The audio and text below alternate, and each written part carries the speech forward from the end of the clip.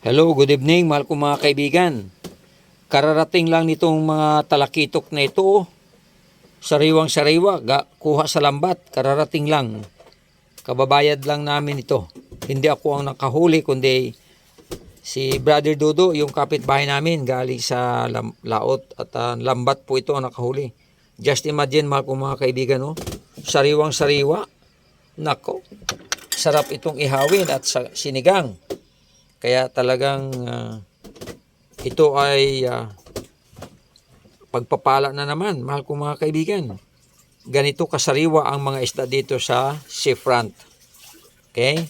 Inyate dito, alam nilang kailangan namin ang isda, gawa ng nagpapatrabaho kami at nagpapakain. Kaya ito, dinalan kami ng masasarap na isda. Ito yung talakitok. Masarap ihawin, masarap pirituhin, masarap sinigang, pakse, whatever.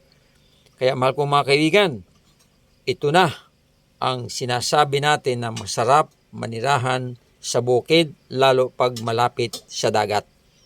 Dumarating lang po ito. Ay kung sa palengke ito ay nakababad na po ito sa yelo. At ang mga mata nila ay parang nakadrugs. Bakit nasabi ko? Sapagkat yung mga naka-ice na isda ay pagka nilang i-display sa araw at naka-ice sa gabi, ay pula ang mata. Pero ito, nangingintab pa. Just imagine, oh, sariwang sariwa, oh. Wala man lamang bakas na ito ay dumaan sa ice o sa yelo. Ito'y pagkagaling sa lambat, diretso dito. Alam nilang kami ay bibili gawa ng may mga pinapakain kami mga trabahador, mga driver. Kaya ito, masarap na namang ulam ito bukas, mahal kong mga kaibigan. Ito po ang nagbibigay ng sigla. Kapag nakahigop ka ng sabaw nito, dami namang malunggay dito at talbos. Ito na. Bukas ito ay puwerteng higop na naman ng mga trabahador natin. At pati ako, paborito ko rin po ito.